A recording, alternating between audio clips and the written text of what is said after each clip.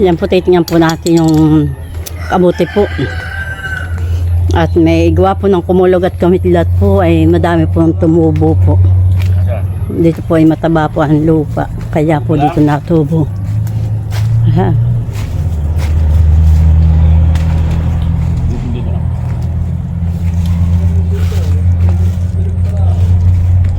Ayun siya, hindi naman magkakalin. Yan po. Yan po gawa po ng kidlat. Saka po kulog. Natubo po siya at gawa po na mataba po ang lupa dito. Dito po ay madami. Manguha po ako. Yan pa po ang pulo-pulo po siya. Natubo. Yan po ang tawag po dito sa amin po ay kabuti. Pero po yan daw po ay mushroom. Yan. Yan pa po. Madami po pala dito. Ba po. Yan po ay masarap. Yan po ay ginigisa po laang. Yan. Yan po atin niya pong kukuhain po. Yan po. Ito po itiyatanggal po lang mga ito pong puno. Tapos po pag ito po ihugasan po lang natin na may asin po. Ibababad po lang muna natin. So ibabakbakin po lang ang katawan. Saka po igigisa. Maski po lang walang lahok, masarap po. Ang style po ni para pong karning baboy ang taba. Kadami po.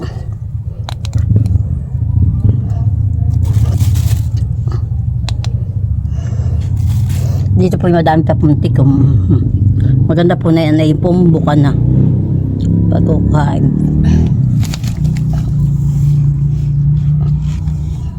Ito po.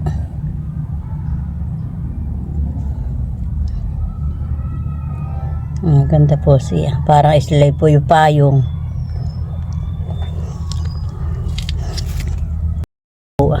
Ito po talaga po natubo ay sa ganito pong mga ako ng saging. Ayan. Dito po ay matataba po ang lupa.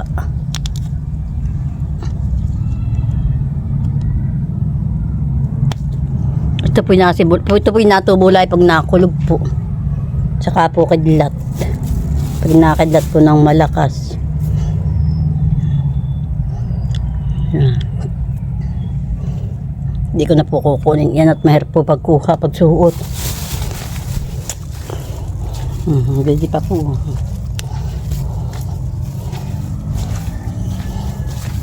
Pulo-pulo po sila. Siguro po pag nakulog po doon po na kuwan po ang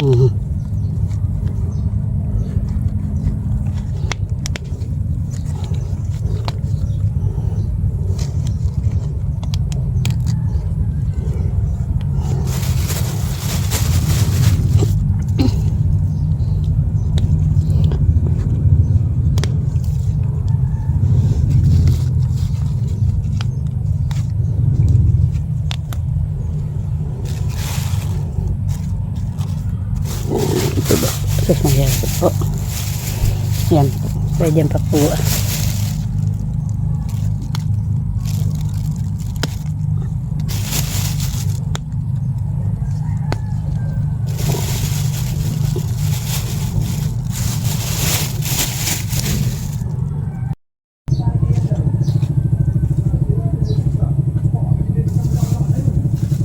Yung mga puto. Super dami po dito. Ang mga kabuti po.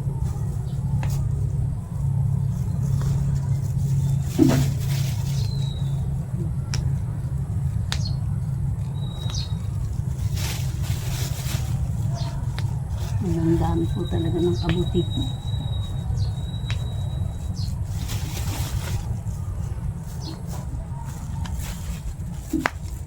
Mataba po ang katawan po niya.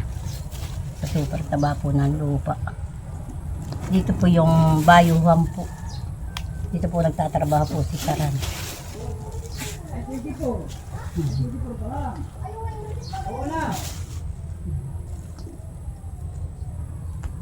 Nangunguha po din si Oliver. Ng kabuti. Kadami. Kukuha pa yan, lalakas pa. Kaya, ay kaso lang masama na pag yung bukan. Ba, masarap yan. Ako nakatikim na ito ay doon kay Tiyo Abog. Masarap Yung na nagluto. kabuti. Sabi ko para palang karning baboy ang taba. Pag niluluto. Dati pala nakakakuha na. Bay man. Bay tiki, nakikita. Mapapa-extra pa.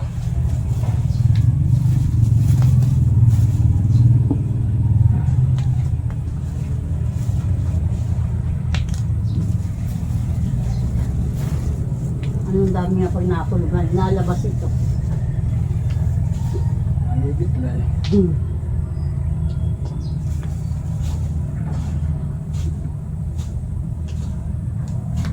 Kaya di pag kuhan ulit si Natin ako mga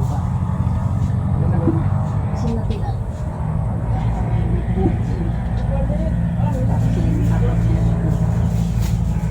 Yung nagbabi ng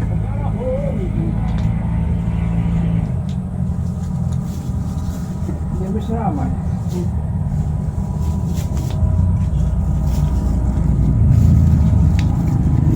Lagi naman. Tapos itong ano itong kulat baga ang tawag Okay, dun sa okay. pagiyong sa pakat. Hari. Nakain na kayo, masalan din. Ha? Kulat. Mas na uli kayo eh. Sa edis eh. Sa kulat. Ha? Hindi pa nagkakakuha. Parang pinagsasabi na yan ang aking kinukuha na. Gusto ko na uli kayo eh. Sakasabong pa ka. Para let's go. Yan po si Oliver po ay nangunguha din ng kabuti. Itong mga nabuka pa, ito'y lalaki pa. Bukas ay may doon na naman. Itong mga ganito. Kapon daw ito'y maliliit pa. Hindi pa daw ganong nabuka, sabi ni Taran. Kaya sabi sa akin, pag bumuka na, ay titingnan ko at ikipupuntahan ko. Kukunin ko pa po ito.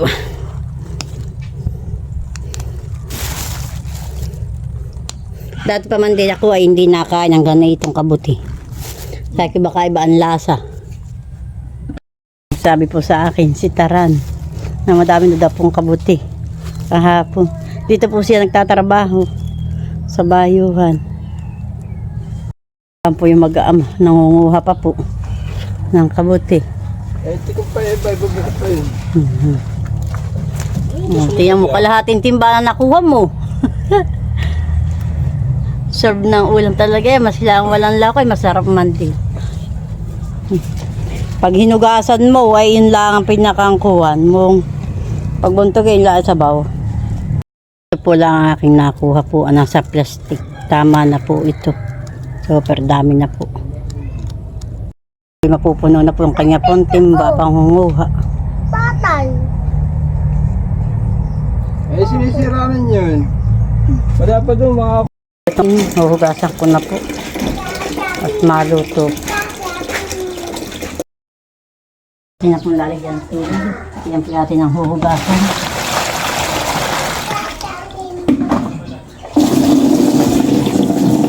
Kuyatin, huhugasan po na siya.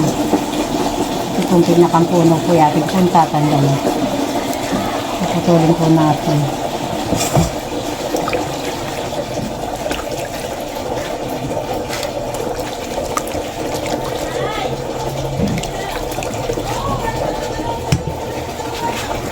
Siguro madaming huli sila pagpasiksik.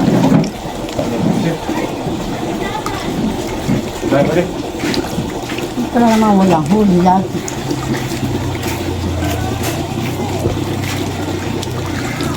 Siguro huli sila ha. At hindi mo yung liwas.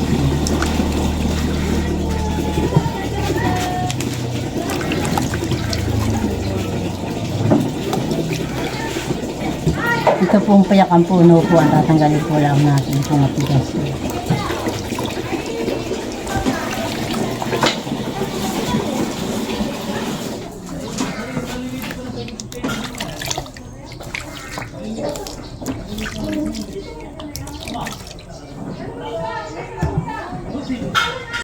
Yan patate na pong pipisang-pisangin po.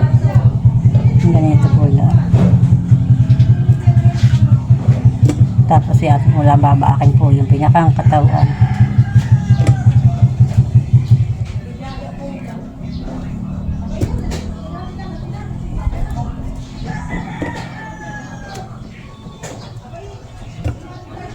Pinipisang po lahat. Ito po may malambot po.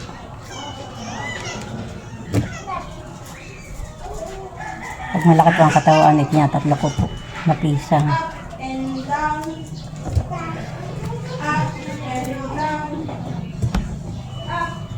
Yung kabuti po, akin na po ang binakbaak. Ayan. Yan po ilalagyan ko po ulit ng tubig at saka po may asin. Ibababad ko po muna. Ayan po, may lagyan na po. Lagyan ko na po ng asin.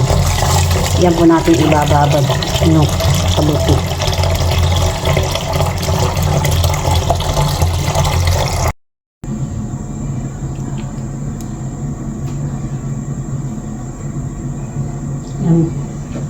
Yan po tayo po ay magigisa na.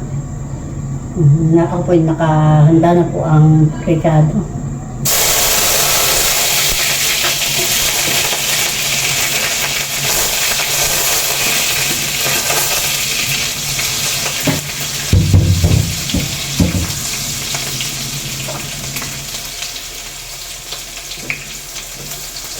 Ito po igigisa.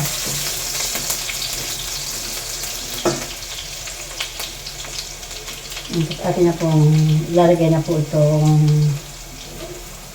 kabuti. Ito po yung fresh na fresh.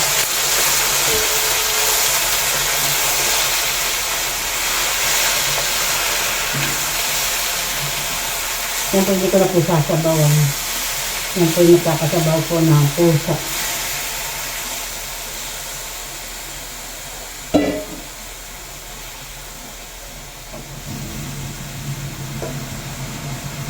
Ako ang ating po lang kay dilata. Aray po din walang lahat. Aray po din walang lahat. Aray din po dito ang karaming baboy.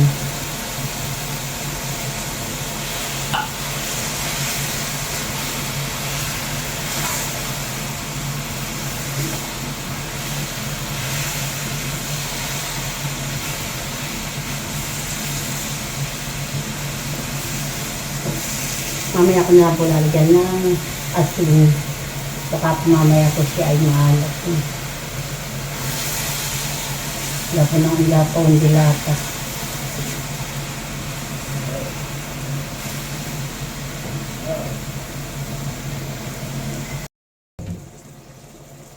Yan po dito po ay nagyak ko na po ng asin. Baka po magic sa asin. Kompleto na po ito. Tinigmangkol na po.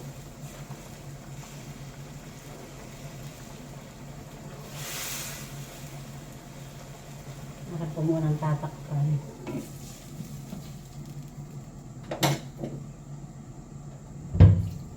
Hindi po ako nagluluto. Kitang ko na po sa aking putin na gamitan.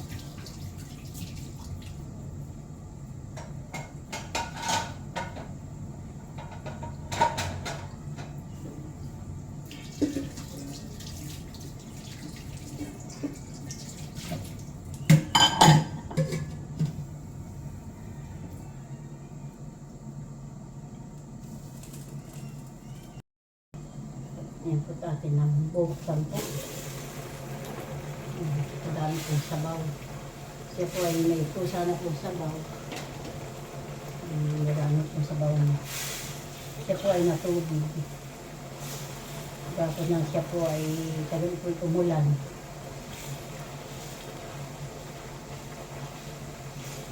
Sariwa pong gulay.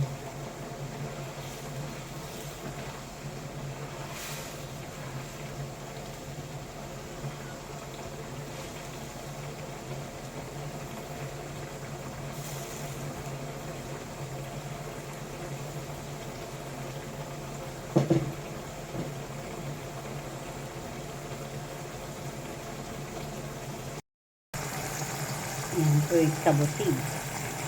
Fresh na fresh po yan.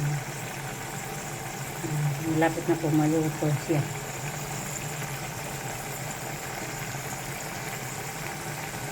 Yan po ay pang tanghalian. Bibigyan ko po si Isil, si Madel po. Papatikmin ko po si Isil po na yan. Hindi ka papa po yata nakakatikim ng kabuti. Ito na po, papatayin ko na po. Bibigyan ko na po yung dalawa ko pong anak.